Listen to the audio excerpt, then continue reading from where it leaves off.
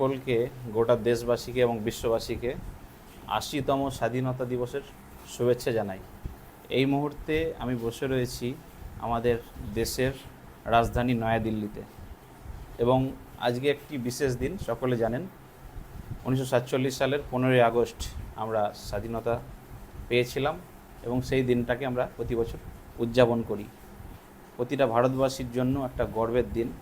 এবং নয়াদিল্লিতে মূলত আমি আমার প্রফেশনাল সফর করছি, বিভিন্ন মামলার কাজে এসেছি, এবং এই মুহূর্তে আমি পেয়ে গেছি প্রাক্তন সিভিল সার্ভেন্ট জাহিদ মাহমুদ স্যারকে, যিনি একজন সুপ্রিম কোর্টে এখন প্র্যাকটিস করছেন, প্র্যাকটিসিং অ্যাডভোকেট, এবং যিনি ইন্ডিয়ান সিভিল সার্ভিসে বিভিন্নভাবে কাজ করেছেন, তার প্রিভিয়াস অভিজ্ঞতা রয়েছে।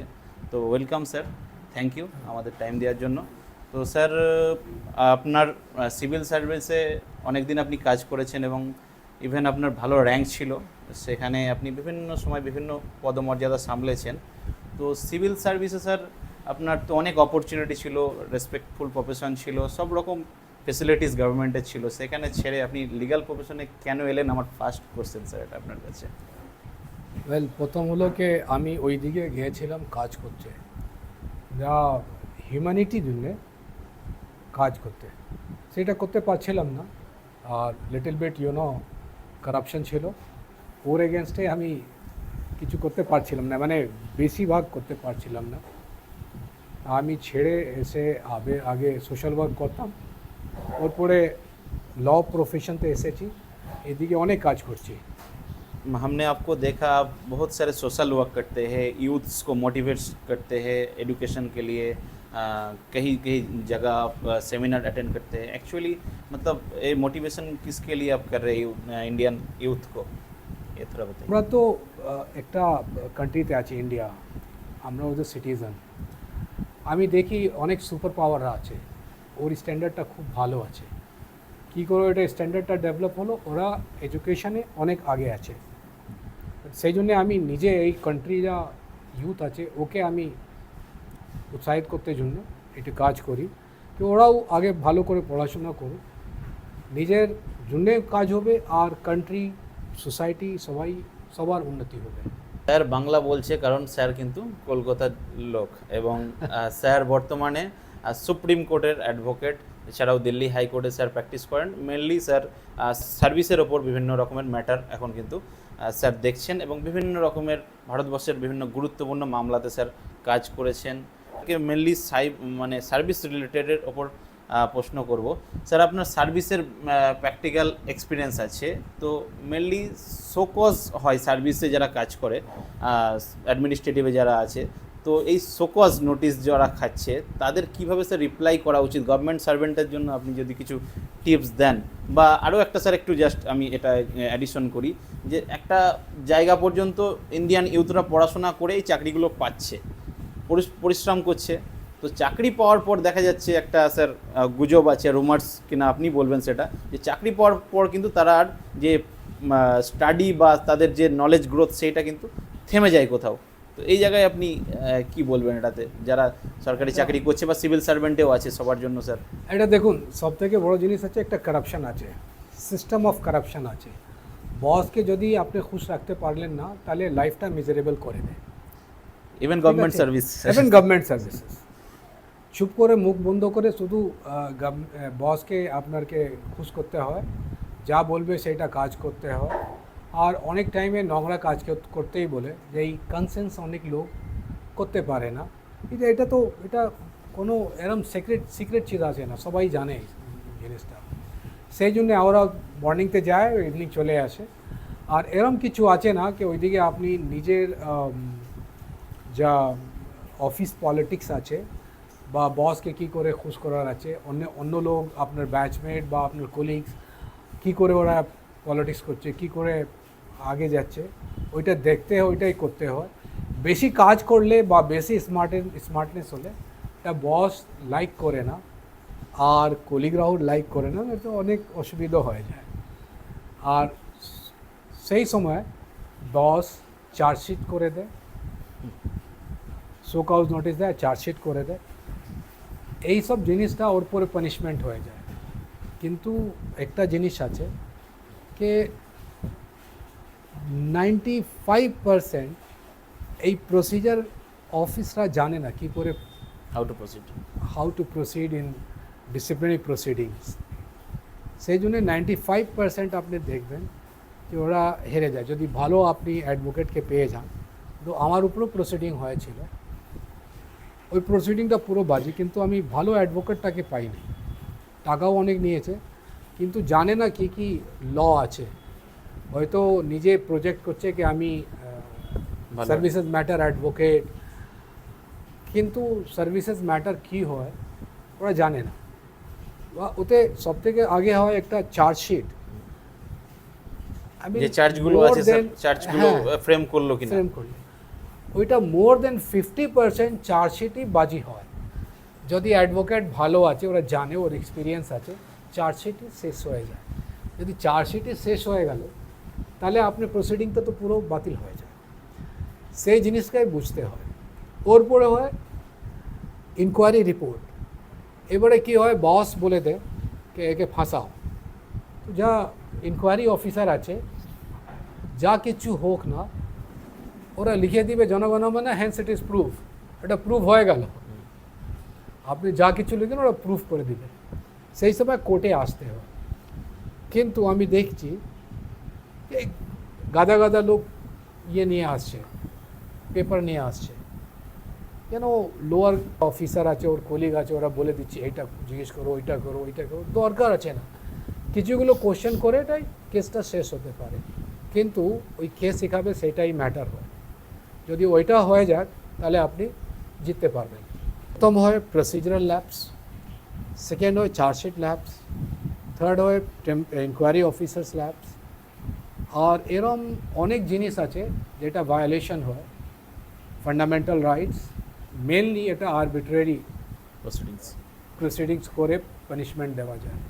ভালো একটু অ্যাডভোকেট পেলে আপনি 100% এ পাবেন। এখন কলকাতাতে একটা রবি কুমারকে ডিসমিস করা হয়েছিল সিআইএসএফতে। ওকে নিয়ারলি 14 বছর ওকে ব্যাক ওয়েজেস দেওয়া হয়েছে, রিইনস্টেট হয়েছে। এটা হয়েছে। একটা লেডিকে এইদিকে ডিসমিস করে দিয়েছে, দিল্লি হাইকোর্টে কেস লড়ছি। আর পুরো বাজি গ্রাউন্ড, পুরো বাজি গ্রাউন্ড। 5টা পানিশমেন্ট হয়েছে, 5টাও null and void, because it is almost all of them are arbitrary and in violation to the principles and procedures. That is the main problem.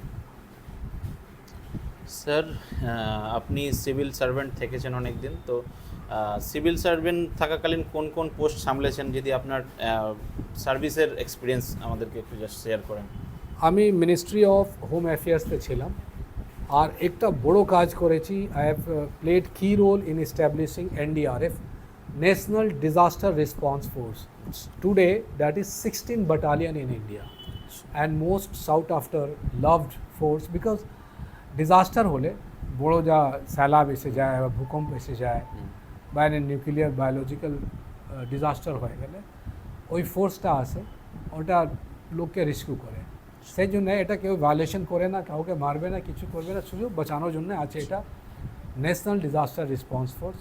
I have played key role in establishing that force. Service related প্রশ্ন পরেরটা, যে departmental কোনো proceeding যখন চলে, একটা এমপ্লয়ের কী কী রাইটস থাকে ডিউরিং ডিপার্টমেন্টাল ইনকোয়ারি বা ইনভেস্টিগেশন? চার্জশিট পাওয়ার আছে, ওকে সার্ভিস হয় না হয়, proper inquiry, defence assistant, and rule পজিশনে আছে।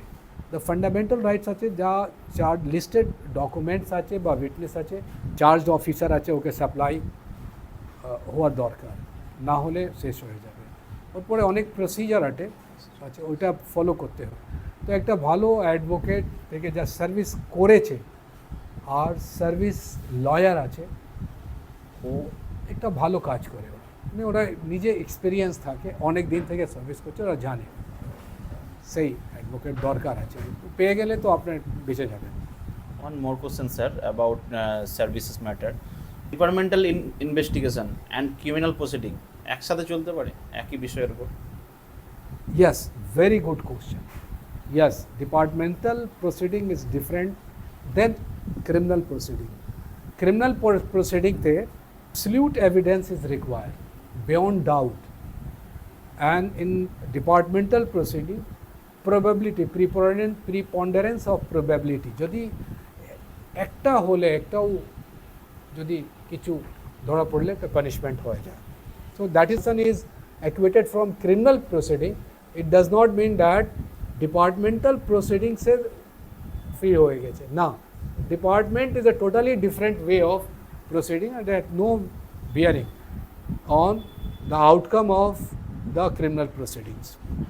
অ্যাবাউট সার্ভিস অলসো, একটা গভর্নমেন্ট এমপ্লয়িকে তার সার্ভিস রাইট প্রোটেক্ট করার জন্য কি কি ডকুমেন্ট তাকে সামলিয়ে রাখা দরকার? All communication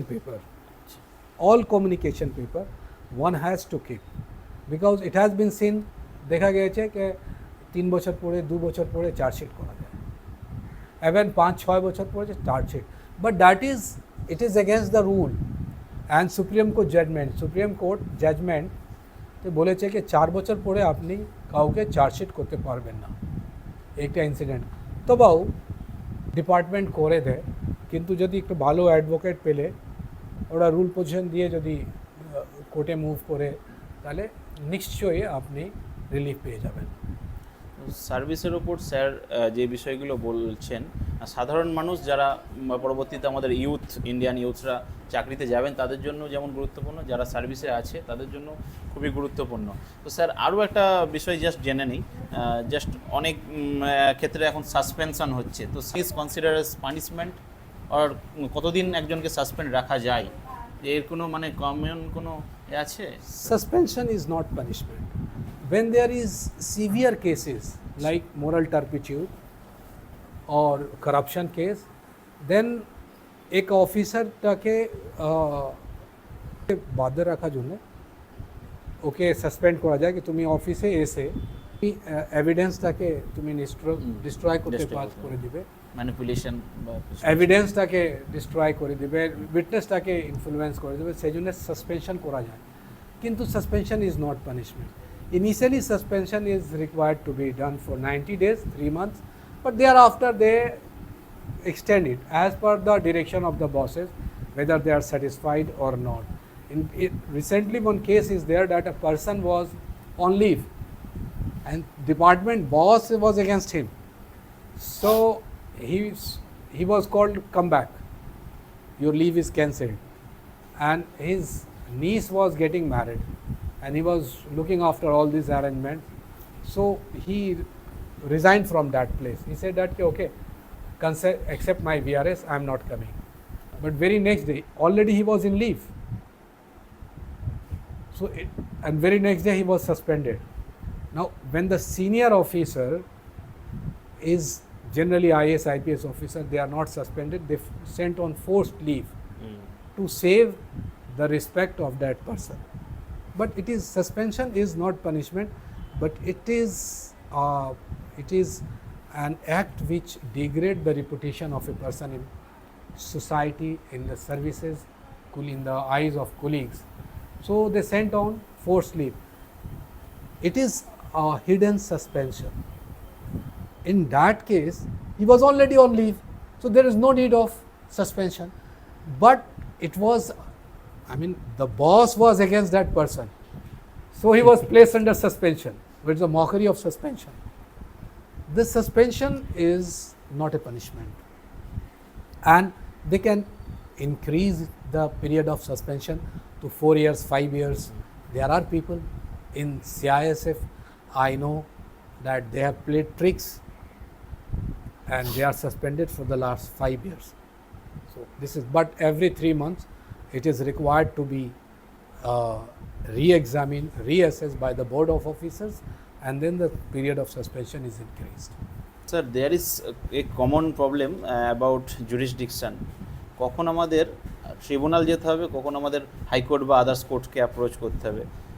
there is many tribunals, army tribunal, service tribunal in every state. So এটা নিয়ে একটা প্রবলেম হয় গভর্নমেন্ট এমপ্লয়ীদের ক্ষেত্রে, যে হাইকোর্টে মামলা করব কি ট্রিব্যুনালে আগে যাব। এই প্রবলেমটা অ্যাকচুয়ালি কোথায় কি বলা আছে যদি এক্সপ্লেন করেন। কমন সার্ভিসেস যা স্টেট সার্ভিসেস আছে, স্টেট সার্ভিসেস ট্রাইব্যুনাল আছে স্যাট, ওই দিকে যেতে হয়। যা সেন্ট্রাল সার্ভিসেসতে আছে ও ক্যাটতে যায়, সেন্ট্রাল অ্যাডমিনিস্ট্রেটিভ ট্রাইব্যুনাল, ওই দিকে যেতে হয়। ওর পরে ওই দিকে যদি আনস্যাটিসফাইড হয় তা ওরা হাইকোর্টে আসে You can যদি appeal. হাইকোর্ট জাজমেন্টটাও ওটা আনস্যাটিসফাইড হয়ে গেছে তো ওরা সুপ্রিম কোর্ট যায় তা সুপ্রিম কোর্ট ওইদিকে বেঞ্চ আছে ওইদিকে So, review sir, you say the primary jurisdiction of tribunal. tribunal, but in case of paramilitary services, Okay. they can directly come to Approach the High Court. High Court, Okay. which has jurisdiction. Now, there is a special order has been passed that any paramilitary forces from anywhere, they can file cases at Delhi High Court. Okay. So, and Delhi High Court is faster because jurisdiction is full and the most respectable High Court in all High Courts are equal, but since the quorum is full, Okay. so in case of other High Courts where the judges are less, quorum is not full, so the cases takes longer period. But in Delhi High Court, speedy trial is there. Quality of judges are also the best because they are sitting at capital city. So this is the advantage. Sir একদম last question আমরা শেষ করব বিষয়টাকে, একদম আপনার personal opinion একটা বিষয়ে চাইছি। আপনি সিভিল সার্ভেন্ট ছিলেন, আমাদের কান্ট্রিকে সার্ভ করেছেন আপনি, তো একদম ইন সেন্স অফ কান্ট্রিকে সার্ভ করার যদি বিষয় আমি ধরি, তো সিভিল সার্ভিসেও আপনি ছিলেন, এখন অ্যাডভোকেসিতেও আছেন, কোনটাতে আপনার বেটার মনে হচ্ছে যে কান্ট্রিকে সার্ভ করা যাবে বা আমাদের দেশের সোসাইটির জন্য কাজ করা যাবে, দুটোর মিক্সিং করে যদি আপনার পার্সোনাল ওপিনিয়ন একটা বলেন? No, civil services has its own values, আচ্ছা, and this advocacy is totally different values. At both the places you can work. Like I have played a key role, instrument in establishing NDRF. So that is the best thing I have got. Apart from that, I used to influence any office. I used to get justice sitting there and telling that I am 1997 batch Indian civil servant, এটা একটা কাজ দেখে নেন, এটা আছে আর এটা legally আছে, এটা করে দেন, তো ওরা করে দিত। This is, even today I am doing that. In advocacy, anybody can approach me and I can do any work. But in civil services, I had to do only government work. yes. And in between the service, I mean, common people also comes, but their access to me was not that high. So both has different parameters, different perspectives, different field, all are different. So that is there. So it has both. তো দেখলেন আপনারা sir Zahid Mahmud sir আমাদেরকে তার গুরুত্বপূর্ণ এক্সপিরিয়েন্সের কথা share করলেন, তার previous যে এক্সপিরিয়েন্স রয়েছে তার সরকারি কর্মকর্তা জীবনে, তিনি ভারতবর্ষের সর্বোচ্চ যে চাকরি ইন্ডিয়ান সিভিল সার্ভেন্টের চাকরি করেছেন, বিভিন্ন রকমের ইন্ডিয়ান সিভিল সার্ভিসের পোস্ট সামলিয়েছেন এবং তিনি বর্তমানে একজন আইনজীবী হিসেবে কাজ করছেন ইন্ডিয়ার ভ্যারাইটিস কোর্টে এবং আমাদের দেশের শীর্ষ ন্যায়ালয় তথা সুপ্রিম কোর্টে। তো তার প্র্যাকটিক্যাল এক্সপিরিয়েন্স বললেন, তার শিক্ষাগত যে চিন্তাভাবনা, দেশের ইউথদের জন্য চিন্তাভাবনা, সমস্ত কিছু বললেন।